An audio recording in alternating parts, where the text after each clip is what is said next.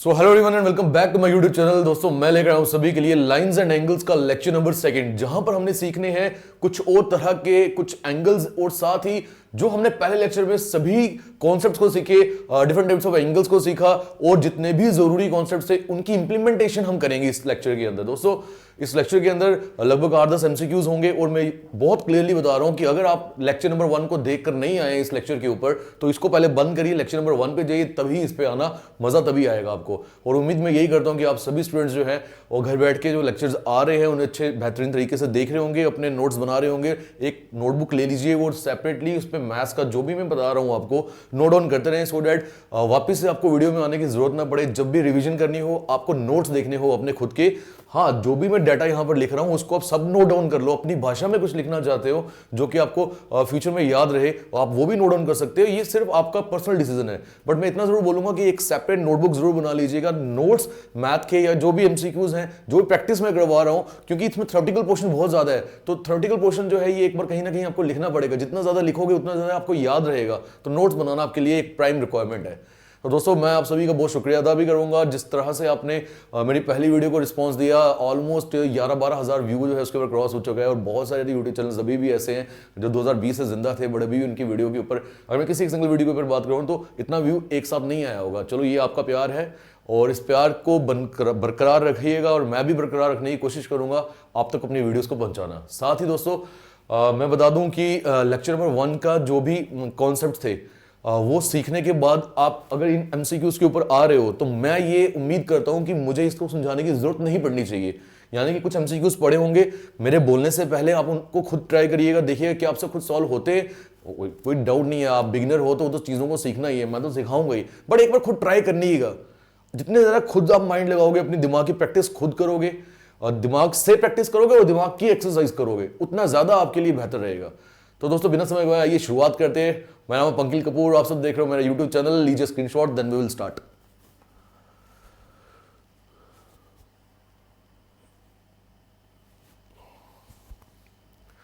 चलिए अब जिन नामों की मैं बात करूंगा, यानी जिन भी कॉन्सेप्ट के मैं नाम बोलूंगा, मैं यही समझूंगा कि अब आपको उसके बारे में जानकारी है, क्योंकि आपने पहला लेक्चर जो है वो अच्छे से देख लिया है। ठीक दोस्तों, एक सवाल हमेशा बच्चों का जो आ रहा है कमेंट्स में बार बार कि सर आपकी वीडियो जो है इसकी कोई टाइमिंग है क्या, कहाँ पढ़ाओगे? तो 2-3 चीज़ें मैं पहले क्लियर कर लेता हूँ, फिर इस पे आता हूँ। पहली बात ये, मेरी कोशिश रहेगी कि हर दिन आपको वीडियो जो है दोपहर 12 बजे के करीब में प्रोवाइड कर दूँ। ठीक है, कोशिश मैं ऐसा भी करूँगा कि या तो मैं मॉर्निंग में आके बना दूँ या रात में आके बना दूँ, तो आपको दोपहर में 12 बजे के करीब जो है वीडियो प्रीमियम में दिख जाएगी। पहली बात।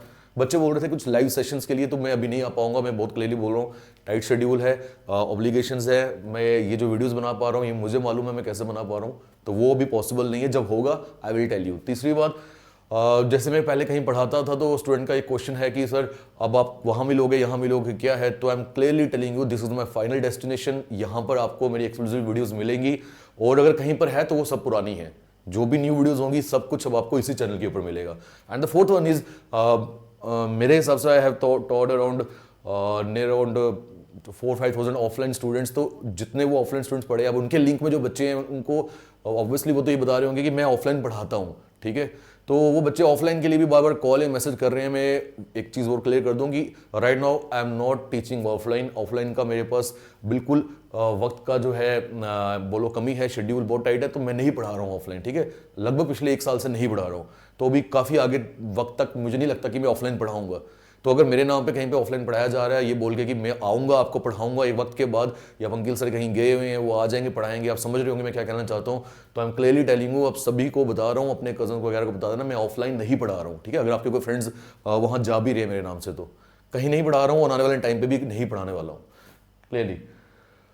तो आइए पहले सवाल के ऊपर। If two angles are complementary to each other then each angle will be, बोल रहा है कि अगर 2 एंगल्स जो हैं वो एक दूसरे को कॉम्प्लीमेंट्री होंगे, तो बताइए फिर हर एक एंगल जो है उसका नाम क्या रख सकते हो आप, कौन सी टाइप का होगा वो। तो मैंने कल आपको बताया था कि कॉम्प्लीमेंट्री एंगल्स जो होते हैं वो होते हैं जिन 2 एंगल्स का सम जो है वो 90 डिग्री होता है। याद है, सप्लीमेंट्री एंगल के लिए मैंने आपको बोला था दोनों एंगल्स का सम जो है वो 180 डिग्री होना चाहिए। तो अगर मैं कॉम्प्लीमेंट्री एंगल की बात कर रहा हूं, 2 एंगल्स का सम कितना होना चाहिए? 90 डिग्री। तो आइए एक बार कुछ नोट डाउन कर लेते हैं इसके लिए। यानी इसमें angle A plus angle B, कोई भी एंगल्स ले लिए, इन दोनों का सम कितना होना चाहिए 90 डिग्री। अब आप मुझे बताइए दो एंगल्स का सम 90 डिग्री कब पॉसिबल हो सकता है? तभी पॉसिबल हो सकता है जब इनकी वैल्यूज जो है वो 90 डिग्री से तो कम हो। मिसाल के तौर पे मैं मान सकता हूं क्या पता एंगल ए 50 डिग्री का हो, एंगल बी 40 डिग्री का हो, तभी ये 90 डिग्री की बात बन सकती है, ये चीज पॉसिबल है। मिसाल के तौर पे मैं मान लेता हूं एंगल ए 10 डिग्री का हो, एंगल बी 80 डिग्री का हो, तो ये कुल मिला के 90 डिग्री बन रहा है, ये भी पॉसिबल है। एग्जाम्पल के तौर पर मैं ये बोल रहा हूं एंगल ए 1 डिग्री का है, बी 89 डिग्री का है, तो भी ये कुल मिला के 90 डिग्री बन रहे हैं। यानी जो भी मैं पॉसिबिलिटीज ले रहा हूं आपको वो देखने को मिल रहा होगा, वो एंगल्स जो है वो 90 डिग्री से तो कम होंगे, क्योंकि 90 से कम होगा तभी दोनों को ऐड करके 90 बनेगा। अगर मैं दोनों को 90 ले लूं वो तो 180 चला जाएगा। यानी इनमें से कोई भी एंगल जो है वो राइट एंगल नहीं हो सकता। इंडिविजुअल एंगल की बात करो, इनमें से कोई भी एंगल जो है वो राइट एंगल नहीं हो सकता, तो ऑप्शन नंबर सेकंड एलिमिनेट की जाती है। अरे रिफ्लेक्स एंगल तो हो ही नहीं सकता, रिफ्लेक्स एंगल तो वो वाला एंगल होता है जो मैंने आपको बोला था 180 डिग्री से बड़ा होता है और 360 डिग्री से छोटा होता है। अरे दोनों का सम ही 90 डिग्री है, तो रिफ्लेक्स एंगल तो कभी हो ही नहीं सकता। फिर ऑब्ट्यूज एंगल भी कभी नहीं हो सकता। क्यों नहीं हो सकता? आपने देखा ये दोनों जो एंगल्स की एडिशन कर रहा हूं मैं, ये दोनों एंगल्स जो है ये कौन से एंगल्स हैं? Acute angles. एक्यूट एंगल कौन सी होती है? जिनकी वैल्यू जो है वो 90 डिग्री से कम होती है। अब ऑब्ट्यूज क्यों नहीं हो सकता? क्योंकि मान लीजिए अगर मैं एक एंगल को 91 डिग्री ले लूं, 90 से बड़ा होता है ना ऑब्ट्यूज, 91 डिग्री ले लूं, तो दूसरे में मैं अगर क्या करूं, सबसे छोटा 1 डिग्री भी ऐड करूं तब भी मुझे क्या मिल रहा है? 92 डिग्री मिल रहा है। यानी ये थोड़ी पॉसिबल है, मुझे तो 90 डिग्री पे आना है। तो कॉम्प्लीमेंट्री एंगल्स की अगर मैं बात कर रहा हूं, दो एंगल का सम 90 ही होता है, तो इसलिए वो जो दो एंगल्स होंगे वो 90 से छोटे होंगे और उनका नाम क्या होगा? Acute angle. अब ये चीज मैंने आपको समझाई, ठीक है? इसको क्रैम मत कर लेना कि ये डेफिनेशन याद ही कर लो, अगर ऐसा होगा तो वैसा होगा, समझना है ये, ठीक है? This was question number 1। Then moving on to question number second and third. हाँ, ये सवालों को देखने से पहले जरूर आपके मन में एक सवाल आ रहा होगा, सर यार एक्यूट एंगल के बारे में हमें जानकारी जरूर मिली है, लीनियर पेयर के बारे में आपने हमें कुछ नहीं बताया, ना ही आपने हमें एडजेसेंट एंगल्स कहीं आएगा, ना ही आपने एडजेसेंट एंगल्स के बारे में बताया। बिल्कुल सही बोल रहे हो आप दोस्तों। पहले कल जो हमने सीखा उसमें दो टॉपिक जो है बस वो रह गए थे, यही लीनियर पेयर और एडजेसेंट एंगल। आइए अब उनके ऊपर आते हैं, पहले वही सीख लेते हैं, ठीक है? फिर हम उस पर आएंगे। What do mean by adjacent angles? क्या होते हैं एडजेसेंट एंगल? अगर मैं एक सरल भाषा में बोलूं, लेमेन्स लैंग्वेज में, ठीक है, बिगनर है वो अगर आप, तो मेरी भाषा ये वाली समझ लीजिएगा कि वो वाले एंगल्स जो आसपास होते हैं, साथ साथ होते हैं, थोड़े थोड़े जुड़े हुए होते हैं, वो एडजेसेंट एंगल्स होते हैं। हाँ, टेक्निकल लैंग्वेज में इनके लिए बहुत सारे वर्ड्स दिए गए हैं, बट अगर मैं लेमन लैंग्वेज की बात करूंगा तो मैं क्या बोलूंगा? वो एंगल्स जो एक दूसरे के आसपास है। आसपास का मतलब क्या हो गया? बिल्कुल नेबर है, उनकी बाउंड्री टच होती है। जैसे मेरे घर की साथ वाला जो घर है, जो मेरे घर के साथ नेबर है, अगर मेरी दीवार घर की उनके साथ टच हो रही है तो मैं उनको एडजेसेंट एंगल बोलूंगा। ऐसे नेबर तो गली में बहुत सारे हैं, बाकी सब एडजेसेंट एंगल नहीं है मेरे लिए। पॉइंट समझ रहे हो? मेरे घर की जो दीवार है, ये मेरा घर आ गया, ठीक है, इसके साथ ये वाली दीवार आ गई, बट इसी दीवार के साथ दूसरा घर भी अगर आ गया तो ये मेरा है क्या? ये आ गया इमीडिएट नेबर। इमीडिएट नेबर आ गया, इसी को मैं बोलूंगा क्या? ये एडजेसेंट है, मेरे एडजेसेंट रहता है, बिल्कुल साथ रहता है। तो टेक्निकल लैंग्वेज क्या बोलती है कि दो एंगल्स एडजेसेंट तब होंगे if they have a common vertex, अगर तो उनका वर्टेक्स कॉमन होगा। मन में सवाल आ रहा होगा, सर वर्टेक्स क्या होता है?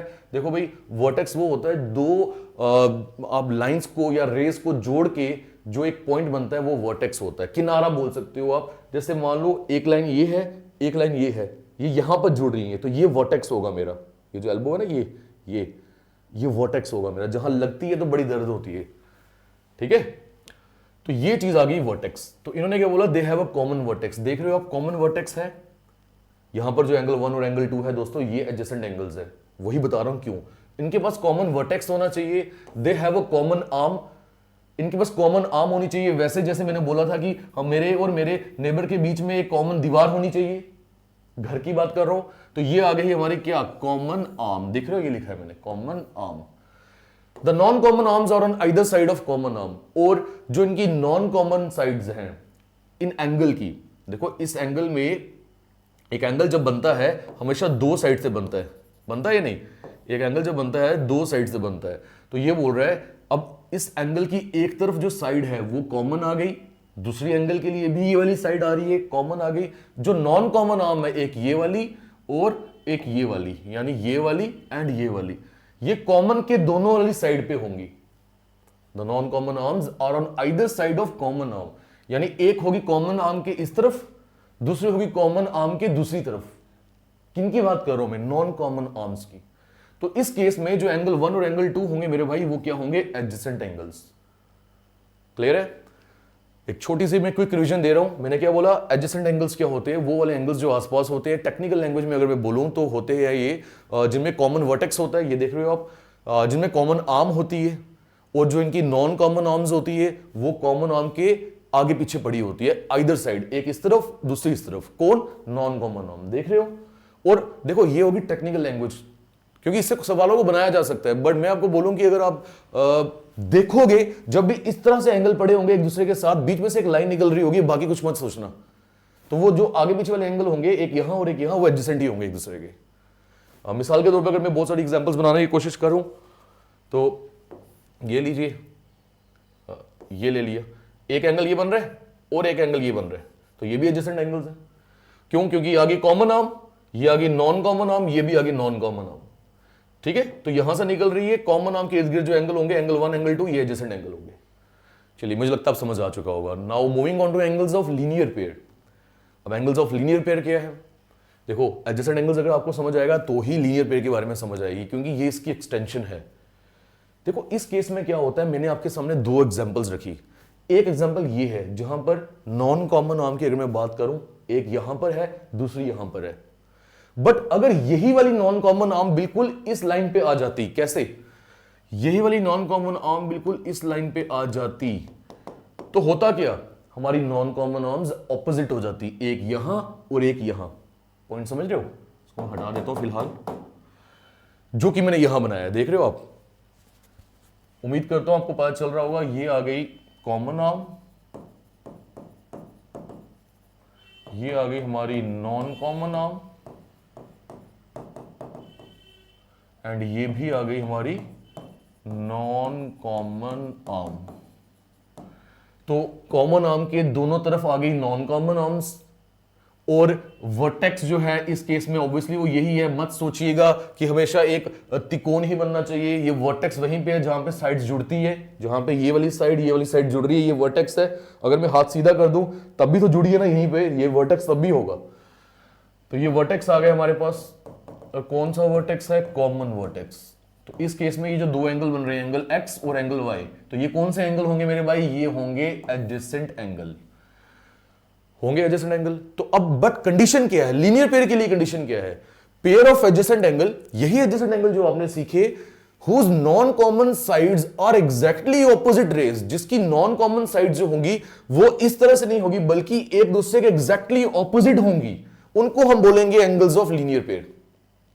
सिर्फ यही एक फर्क है दोनों में, यानी ये यहीं से होकर निकल रहा है, लीनियर पेयर एडजेसेंट एंगल से होकर निकल रहा है। लीनियर पेयर वाले एंगल्स एडजेसेंट ही होते हैं। अब आपसे सवाल बना सकता हूं मैं, क्या लीनियर पेयर वाले एंगल्स होते हैं वो एडजेसेंट होते हैं या नहीं? अरे लीनियर पेयर वाले एडजेसेंट ही होते हैं, पर हर एडजेसेंट एंगल लीनियर पेयर हो ऐसा जरूरी नहीं है। यहां पे सामने एग्जांपल है, क्योंकि यहां पर नॉन कॉमन आर्म साइड्स एक दूसरे की ऑपोजिट थोड़ी ना आई, तो ये नहीं है लीनियर पेयर। एडजेसेंट जरूर है, बट ये एडजेसेंट तो है, ये लीनियर भी है। चलिए, अब एक कंडीशन आती है, जब भी लीनियर पेयर एंगल्स बनते हैं, आपको दिख रहा है, इसका मतलब इन्होंने बोला था ना एग्जैक्टली ऑपोजिट रेज, तो यहां से पता क्या निकलता है? Straight line. क्या निकलता है? Straight line. तो आप देख रहे हो स्ट्रेट लाइन बन रही है, तो स्ट्रेट लाइन के ऊपर एंगल कितना होता है? 180 डिग्री। कल मैंने बताया था स्ट्रेट लाइन एंगल, कल बताया था मैंने स्ट्रेट लाइन एंगल, ये वाला एंगल कितने डिग्री का था? 180 डिग्री। अब इसमें मैं एक लाइन यहां से बना दूं, तो ये वाला एंगल और ये वाला एंगल दोनों को जोड़ दूंगा तो मिलेगा तो 180 डिग्री ही ना। तो वही चीज तो मैंने यहां बोली कि एंगल एक्स और एंगल वाई जो है, इन दोनों का सम कितना आ जाएगा? 180 डिग्री। यानी कि जो लीनियर पेयर एंगल्स होते हैं ये हमेशा क्या होते हैं? सप्लीमेंट्री होते हैं। ये कंडीशन आपको याद रखनी है। तो ये दोनों टॉपिक्स कंफ्यूज करते हैं बच्चे को, ये दोनों टॉपिक्स में दिक्कत आती है, बट मुझे लगता है कि अगर आपने मेरे शब्दों को अच्छे से सुना है तो आनी नहीं चाहिए फिर दिक्कत आपको। चलो, एक छोटी सी क्विक रिवीजन देता हूं, फिर आपको ये दोनों के बारे में कभी दिक्कत आएगी नहीं। लास्ट रिवीजन है, एडजेसेंट एंगल्स क्या होते हैं बताइए मुझे। ये वो एंगल्स होते हैं, मैंने बताया आपको, जैसे मेरे घर की दीवार जो है वो अगर मेरे घर के साथ वाली दीवार, साथ वाला जो घर है उसकी भी दीवार है, यानी मेरे जो नेबर है, हम दोनों के घरों में एक कॉमन दीवार आ रही है, तो हम दोनों एक दूसरे के एडजेसेंट रहते हैं। तो यहां पर क्या होगा, याद रखना, एंगल्स जो एक दूसरे के साथ वाले होंगे, बीच में से कॉमन आर्म निकलेगी और जो नॉन कॉमन आर्म होगी वो कॉमन के इर्द गिर्द होगी, एक लेफ्ट में होगी एक राइट में होगी, आइदर साइड में होगी। कॉमन वर्टेक्स तो होगा ही, ये दोनों एडजेसेंट एंगल है। बट अगर यही जो नॉन कॉमन आर्म है ये एक दूसरे के एग्जैक्टली ऑपोजिट आ जाए, यानी एक स्ट्रेट लाइन बनाए जैसे कि यहां बनाई है, तो यही एडजेसेंट एंगल्स, ये होंगे तो एडजेसेंट एंगल ही, बट इनका एक नाम और आ जाएगा, क्या होगा, एंगल्स ऑफ लीनियर पेयर। और क्योंकि स्ट्रेट लाइन के ऊपर है तो स्ट्रेट लाइन के ऊपर एंगल्स जो होते हैं 180 डिग्री के होते हैं, यानी कि इन दोनों एंगल को जोड़ दिया जाए तो एंगल कितना मिलेगा, 180 डिग्री। तो लीनियर पेयर एंगल्स जो होते हैं वो सप्लीमेंट्री होते हैं। आइए अब जो हमने पीछे एमसीक्यू उठाए थे उनको सॉल्व करते हैं, देखो कैसे सॉल्व होंगे। If one angle of a linear pair is acute, अभी पहले मुझे बताओ कि लीनियर पेयर एंगल होते क्या है, जिसमें मैंने आपको अभी बताया कि angle A plus angle B, दो एंगल्स का सम कितना आना चाहिए, 180 डिग्री। यही होते हैं कौन से एंगल्स, लीनियर पेयर। अब आप बोलोगे सर 180 की बात जब आती है तो सप्लीमेंट्री भी होते हैं, हाँ तो मैंने बताया ना, ये लीनियर पेयर भी होते हैं और ये सप्लीमेंट्री भी होते हैं, ठीक है। तो अब आप मुझे बताइए, if one angle of linear pair is acute, कह रहा है एक एंगल एक्यूट है, 90 से छोटा है, कोई भी एग्जांपल ले लो, मैं 80 ले लेता हूं, तो बताओ 80 में मुझे क्या जोड़ना पड़ेगा कि 180 बने, 100 नहीं 100 जोड़ना पड़ेगा, 80 में 100 जोड़ूंगा तभी 180 बनेगा। कोई और एग्जांपल ले लूं, मान लो बिल्कुल एक्यूट से थोड़ा सा पीछे आते हैं, यानी 89 डिग्री लेते हैं, 90 से 1 डिग्री कम ले रहा हूं, तो मुझे यहां पर कितना बनाना पड़ेगा, यहां पर मेरा आएगा 91 डिग्री, तभी मुझे 180 डिग्री मिलेगा, मिलेगा ये नहीं। कोई और एग्जांपल ले लो, एक्यूट जो है 10 डिग्री का ले लो, तो भाई ये 170 डिग्री का होगा तभी 180 डिग्री मिलेगा, ये जैसे पहला सवाल है लगभग वैसा ही है। तो यानी मुझे अब ये समझ आ रहा है कि अगर एक एंगल जो है वो लीनियर पेयर में से एक्यूट है, ये वाला एक्यूट एक्यूट एक्यूट, तो दूसरा एंगल जो है वो 90 डिग्री से बड़ा ही होगा। देख लो 100 है, 91 है, 170 है, 90 डिग्री से क्या होगा, बड़ा ही होगा। तो वो कौन सा एंगल होता है भाई, मेरे ऑब्ट्यूज होता है। इसलिए कौन सा ऑप्शन सही होगा, ऑब्ट्यूज एंगल, ऑप्शन नंबर 3। कोई और जोड़ के देखने की कोशिश करनी है, जो क्रॉस वाली मैंने ऊपर भी बताई आई है वो भी बताता हूं। मान लो एंगल ए को मैं रख लेता, एक्यूट रखना है तो 80 डिग्री, हाँ 80 डिग्री रख लूं, ठीक है। और एंगल बी को भी मैं एक्यूट रखना चाहता हूं, मान लो 89 डिग्री रख लूं, तो दोनों को जोड़ के मुझे मिल रहा है 169 डिग्री क्रॉस, क्योंकि ये लीनियर पेयर ही नहीं बने, क्योंकि दोनों को ऐड करके 180 डिग्री तो मिलना ही चाहिए। तो दूसरा एंगल कभी एक्यूट हो ही नहीं सकता, वो क्या होगा फिर, ऑब्ट्यूज ही होगा। आइए number question number 3, which of the following statements is true, इनमें से कौन सी स्टेटमेंट जो है वो सही है, जो हमने सीखा उन्हीं की इंप्लीमेंटेशन है। Angles forming a linear pair can both be acute, अभी यही सवाल आया था, क्या जो लीनियर पेयर वाले एंगल्स होते हैं फॉर्मिंग अ लीनियर पेयर, क्या जो लीनियर पेयर वाले एंगल होते हैं वो दोनों एक्यूट हो सकते हैं, बताओ अब आप। भाई लीनियर पेयर में मैंने बोला था दोनों को जोड़ के तो 180 डिग्री बनेगा, अभी सीखा हमने, लीनियर पेयर में दोनों को ऐड करके 180 डिग्री बनेगा, तो 180 डिग्री तभी बन सकता है, एक्सट्रीम कंडीशन पे आ जाऊं 90 को जोड़ के, तो 90 से कम अगर दोनों को लोगे, तो यही एग्जांपल हुई जो मैंने अभी बताई थी, 90 से कम अगर दोनों को लोगे, 80 और 89 लिया तो 169 बन रहा है, थोड़ी ना लीनियर पेयर बनेगा। Option number 1 is eliminated. Clear हुआ।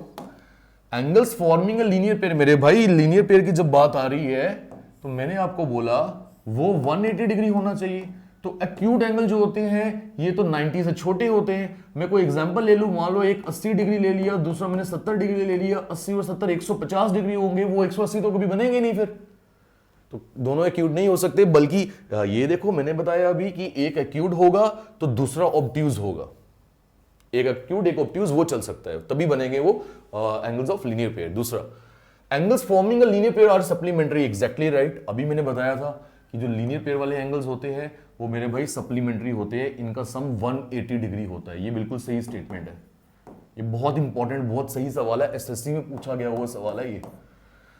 तीसरा, if angles forming a linear pair are equal then the measure of each of the angle is of 90 degree, बिल्कुल सही है।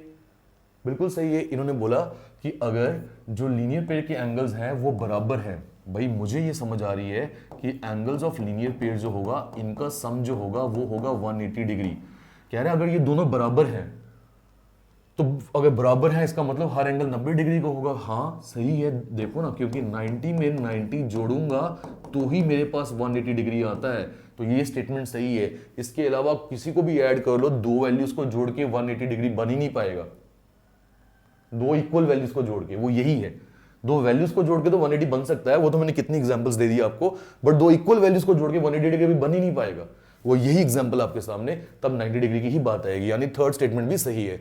Fourth, if two adjacent angles are equal, अगर दो adjacent angles बराबर है तो जो मेजर है हर एक एंगल का वो 90 डिग्री है।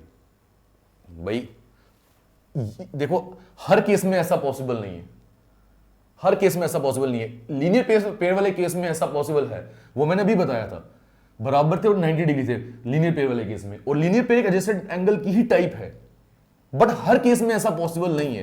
क्यों पॉसिबल नहीं है, आइए मैं बताता हूं। ये लीजिए, ये लीजिए, जो मैंने पहली आपको एग्जांपल बताई थी एडजेसेंट एंगल वाली, मैंने क्या किया, अगर मैं आपको ध्यान से बताऊं, मुझे बताओ ये एंगल कितने डिग्री का है, 90 डिग्री का है, बिल्कुल बीच से लाइन लेके जाऊंगा तो ये एंगल कितना डिग्री का होगा, 45 डिग्री, अगर 90 का हाफ, 45 के भी बिल्कुल बीच में से लेके जाऊंगा तो कितने डिग्री होगा, 22.5। बेसिकली मैंने ये कोशिश की 90 डिग्री का हाफ ये है, ठीक है। तो मिसाल के तौर पे मैं मान के चलता हूं दोनों एंगल्स जो है, एंगल 1 और एंगल 2, पहले मुझे बताओ क्या ये एडजेसेंट है, हाँ बिल्कुल है, बिल्कुल एडजेसेंट है। तो और अगर मैं इन दोनों को बोल के चल रहा हूं कि ये सेंटर से लाइन निकली है, तो जितना एंगल 1 होगा उतना ही एंगल 2 होगा, और मेरे हिसाब से लगभग ये दोनों एंगल मान लो 25 डिग्री के हैं एग्जाम्पल के तौर पे, तो पॉसिबल है ये। यानी ये बोल रहा है एडजेसेंट एंगल जब बराबर होते हैं तब हमेशा 90 डिग्री होता है, हमेशा थोड़ी ना होता है, कभी ये वाला केस भी तो है, इसमें तो एक भी एंगल 90 डिग्री का नहीं है या नहीं। हाँ, बट जब लीनियर पेयर वाली कंडीशन आ जाएगी उसमें, तब वो बात सही है, हर बार ये वाली बात सही नहीं है। तो both the statements 2 and 3 are correct, option number C is correct one. तो दोस्तों ये था हमारा थर्ड एमसीक्यू। आइए दोस्तों एक या दो एमसीक्यू और करते हैं, 5 ही रखेंगे हम, क्योंकि मैं भी अपने ऑफिस के लिए लेट हो रहा हूं और इसमें समझाने का काफी चीजें थी तो वक्त लगा। आइए अब, हाँ जी, ये 2 सवालों को और कर लेते, फिर हम रखेंगे इस वीडियो को इतना ही, ठीक है। कॉम्प्लीमेंट्री एंगल्स के ऊपर सवाल है, find the ratio of supplementary angle and complementary angle of 40 degree. SSC level का एग्जाम का सवाल है, बहुत बार ये पूछा जाता है। बोल रहे हैं रेशियो निकालो सप्लीमेंट्री एंगल और कंप्लीमेंट्री एंगल की, बट किसके, 40 डिग्री के। ये समझ ही नहीं आएगा पहले सवाल, ये बच्चे को अगर सीखा नहीं होगा तो पता ही नहीं चलेगा कि ये पूछ क्या रहा है।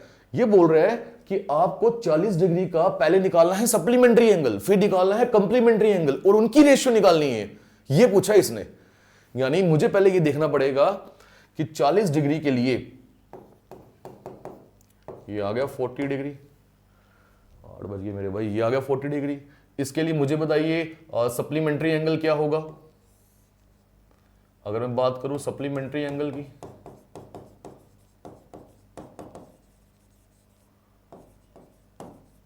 तो वो होना चाहिए मेरे हिसाब से 50 डिग्री, बिल्कुल सही है, क्योंकि 40 और 50 को जोड़ के ही 90 बनता है। और वैसे ही इस 40 डिग्री की बात करूं अगर मैं, सॉरी सप्लीमेंट्री नहीं यार, वो कॉम्प्लीमेंट्री हुआ है ना, वो कॉम्प्लीमेंट्री हुआ, क्योंकि मैंने 90 को बनाने की कोशिश की है। एक काम करता हूं, इसको यहां से हटा देता हूं, पहले आप यहां ऊपर लिख ही लो, सप्लीमेंट्री एंगल्स का सम कितना होता है 180 डिग्री, तो 40 का सप्लीमेंट्री कौन होगा 140, 140 डिग्री हो गया, ठीक। अब 40 का अगर मैं निकालूंगा कॉम्प्लीमेंट्री एंगल, तो कॉम्प्लीमेंट्री में मेरे भाई मुझे बताइए कि एंगल्स का सम कितने डिग्री होता है।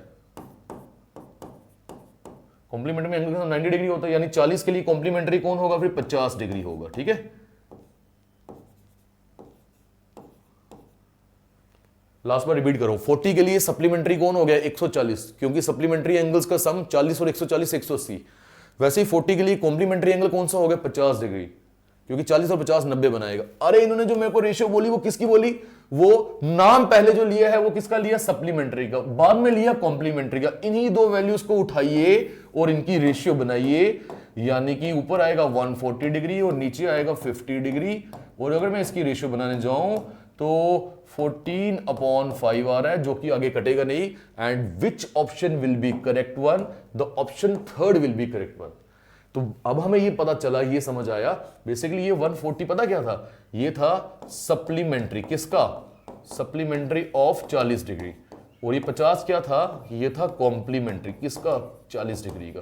तो रेशियो 40 की नहीं बोली, रेशियो इसके सप्लीमेंट्री और कॉम्प्लीमेंट्री की बोली, जो कि आई है मेरे सामने 14:5। गलती एक और हो सकती है बच्चे से, अगर ऑप्शन में एक ऑप्शन मान लो ये नहीं होता, एक ऑप्शन होता 5:14, तो बच्चा गलती से अगर पहले कॉम्प्लीमेंट्री रख लेता और बाद में सप्लीमेंट्री रख लेता, यानी 50 को ऊपर रख लेता, 140 को नीचे रख लेता, तो उसका आंसर आता 5/14। हर बात उसने सही की, ऑप्शन में भी उसको मिल जाता, वो एग्जाम में ऑप्शन भी टिक करके आता, बट बोलता रात को घर आके मेरा आंसर की मैच नहीं हो रहा सर, पता नहीं जेकेएसएसबी ने वो क्या कर दिया, मैं तो सही करके आया था, आंसर की मैच नहीं हो रही। वो इसलिए दोस्तों क्योंकि आपको ये देखना है रेशियो में पहले नाम किसका लिया, उसने पहले नाम सप्लीमेंट्री का लिए, तो ऊपर मुझे सप्लीमेंट्री रखना पड़ेगा, बाद में नाम कॉम्प्लीमेंट्री का लिया तो नीचे मुझे कॉम्प्लीमेंट्री रखना पड़ेगा।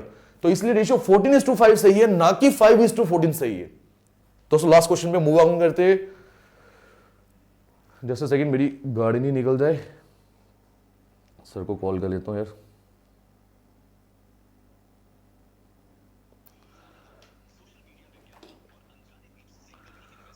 बहुत टफ है भाई मेरे, ये सुबह मैं 6 बजे के करीब यहाँ पहुंचा हूँ, तब जाके वीडियो बना पा रहा हूँ।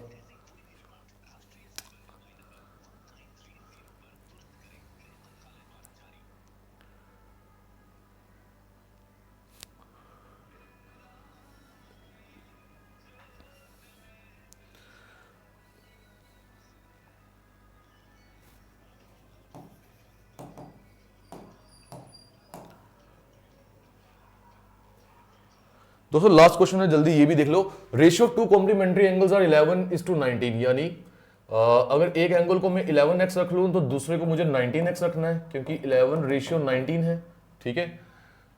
Then both the angles are, दोनों एंगल्स की वैल्यू पूछी है भैया, ऐसा करो ना 11x प्लस 19x जो होगा कॉम्प्लीमेंट्री है, तो इन दोनों का एंगल का सम कितना आना चाहिए, 90 डिग्री। अब 11x और 19x कितना हो गया, 30x, that will be equal to 90 degree, यानी x की वैल्यू कितनी मिल रही है मुझे, 3 डिग्री मिल रही है 3 डिग्री। अब वही बात है, अब x की वैल्यू को आपको सब्स्टिट्यूट करना है, कहां करोगे, पहले 11x में करो, तो 11 को अगर मैं 3 से मल्टीप्लाई करूं यानी 33 डिग्री, फिर 19x में करूं, 19 को अगर मैं 3 से मल्टीप्लाई करूं यानी 57 डिग्री, वही 33 और 57 दोनों कुल मिला के 90 डिग्री बनाते हैं, यानी मेरे जो एंगल्स निकल रहे हैं वो 33 डिग्री और 57 डिग्री निकल रहे हैं। क्या मुश्किल था, रेशियो दी थी और हमें पता है कि कॉम्प्लीमेंट्री एंगल में दोनों का जोड़ होता है कितना, 90 डिग्री। तो मैंने रेशियो को पहले x में कन्वर्ट किया, दोनों को ऐड किया, 90 निकाला, वहां से मैंने x की वैल्यू निकाली जो कि 3 निकल रही है। बट उन्होंने एंगल्स की वैल्यू पूछी थी तो मैंने x की वैल्यूज को सब्स्टिट्यूट किया, एक एंगल निकला 33 डिग्री का, दूसरा निकला 57 डिग्री का, दोनों का सम आ गया 90 डिग्री। अब आप देखो मेरे पास वक्त की कमी इतनी है कि आपके सामने ये एमसीक्यूज में लिखकर रख चुका हूं, but I don't have right now time कि मैं अभी इनको समझा पाऊं। तो दोस्तों रखते हैं इस वीडियो को इतना, और नेक्स्ट लेक्चर में मैं लेकर आऊंगा आपके लिए और बहुत सारे बेहतरीन एमसीक्यूज। जरूर फॉलो करिएगा सोशल मीडिया हैंडल्स पे। मेरे को टेलीग्राम लिंक देना था, वो मिस हो गया, मैं जरूर देता हूं आपको, नीचे मिल जाएगा आपको। और जो भी सोशल मीडिया हैंडल है इंस्टाग्राम वगैरह, वो भी आपको लिंक्स मिल जाएंगे। 12 बजे के करीब आपको वीडियो मिला करेगी रोज, उम्मीद तो यही है। और कुछ पूछना चाहते हो कमेंट सेक्शन वही है, वहां पे आप पूछिए, मैं बहुत सारे बच्चों का सवालों का जवाब दे रहा हूँ। इंस्टाग्राम पे पूछते हैं वहां दे रहा हूँ, जिनका नहीं भी दे रहा हूँ आने वाले वक्त में उनको भी मिलेगा। तो मिलते हैं नेक्स्ट लेक्चर में, till then take care, good bye, जय हिंद।